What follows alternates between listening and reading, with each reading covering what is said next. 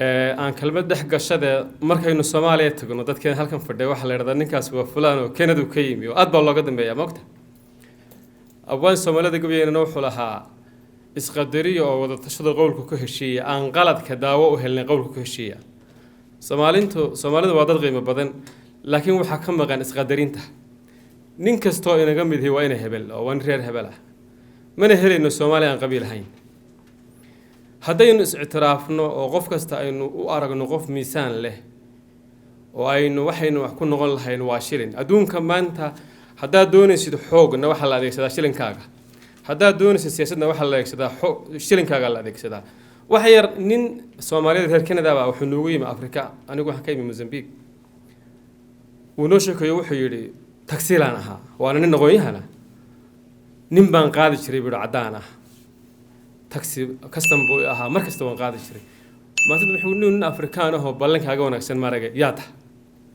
Soomaali baan ahay baan ku yidhi xagee Soomaalidu taayo Soomaaliga u sharaxay adigu yaata baan ku yidhi wuxuu igu yidhi waxaan ahay nin Yahuudi baan ahay buu yidhi ninkii waa saaxiibnimo sheekaysan waxaan weydiiyay buu yidhi sababta ay lacagta ugu badan Yahuudi u haysato wuxuu yidhi marka ugu horeysa anagu qalinkaanu aaminsanahay waxa la yiraahdaa dadku waxbay bartaan waqooyiga Mareykankana waa shardi inuu qofka Yahuudiga yimaado dunida meel kasta ka yimaado marka uu yimaado oo waqooyiga Mareykanka yimaado Mareykan ama Canada yimaado waxa la yiraahdaa maxaa taqaanaa markuu aqoonta sheegto waxa loo dhibaa dhaqaale aqoontu leeyahay istaahila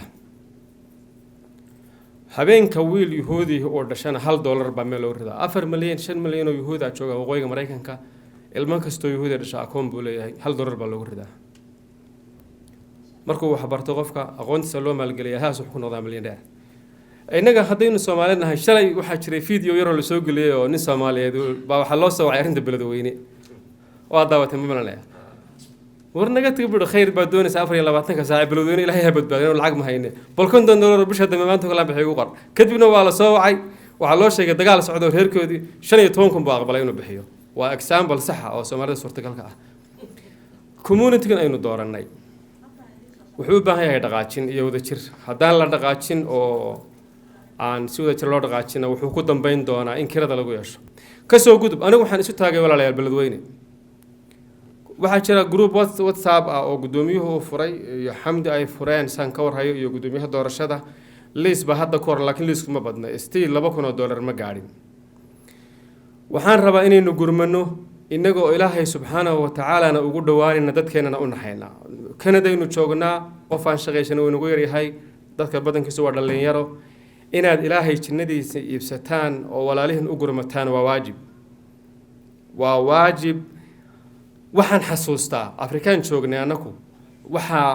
magaalaan deganayn community baa la soo qaaday in la sameeyo dhaqaalihi baa la bilaabay in la ururiyo nin baa ka hor yimi dhalinyarada kamid ah waliba dacaydiyay Ilaahay marxaatigii waxaan ahay oo aan xaadir ahay lacagtii ugu horeysay ee la ururiyay ee ninkaas dacaydiyay isaga baa lagu aasay waa taagnaarigu isagii baa lagu aasay isaga laftiis baa lagu aasay meesha Afrikaan joognaa waxa la raaca waa taksigu waa baasgeel isagoo baasgeel saaran laba casho kadib ayaa isagii baasgeelkiisii iyo darawalkii baasgeelku u waday waxa ka dulbaday samtareen hadda waxa meediyaha ku jirta nin dhalinyaro Mareykanka degan oo soo wacay qolada tabarucaadka oo yiri soo sheega agency ama account aan ku soo diro lacagta oo la yiri nisug oo markii saacada kadib la wacay xaaskiisa tira hadda shil gaar ku dhinta hadda Facebook ku jirta inta lagu soo jira ma ogid masiibada beledweyne ka taagan cidda ay ku soo fooladay kama warhayno gudoomiyahan iyo dadkeenan isdooranaya iyo waxa bari burukus ka dhici doona qofna ma oga ilaahayna quraankiisa wuxuu ku leeyahay man yaqradullaha qardan hasana wariya ilaahay amaahinaya amaah wanaagsan Soomaalidu waa dad qabyaalada ku xun waa dad isnacib baa leeyahay laakiin waa dad isjecel maanta anigu haddaan rabino Soomaaliya aado inaan idin sheego magac xigta tigir hadda isku daraysaan intaynu dunida kaga badbaadnayna intaas weeye